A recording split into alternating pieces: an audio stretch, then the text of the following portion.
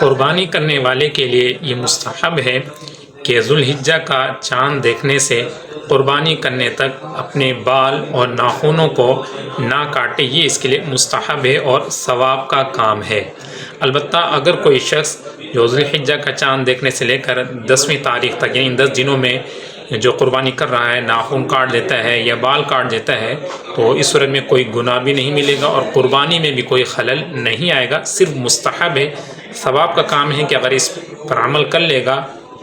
کہ ناخن نہیں کاٹے گا یا اور اسی طرح سے بال نہیں کاٹے گا، تو یہ مستحب پر عمل کرنے کا اسے ثواب حاصل ہوگا۔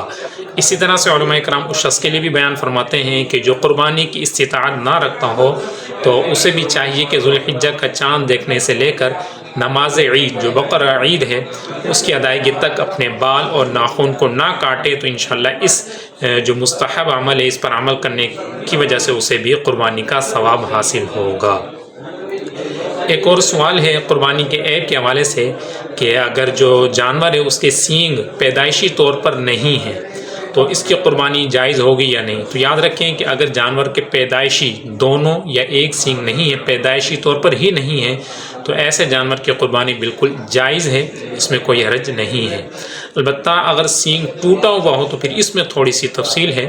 کہ اگر سینگ بالکل جڑ سے ٹوٹ گیا ہے اور ابھی زخم نہیں بھرا، زخم خالی ہے، تو پھر اس صورت میں تو اس کی قربانی نہیں ہوگی۔ البتہ اگر اوپر سے کچھ ٹوٹا ہے لیکن جو جڑ ہے وہ بالکل سلامت ہے، یہ جڑ سے بالکل ٹوٹا ہے لیکن اب زخم بھر چکا ہے، بالکل اوپر والی کھال سے لیول ہو چکا ہے، تو پھر اس صورت میں قربانی جائز ہوگی۔ تو صرف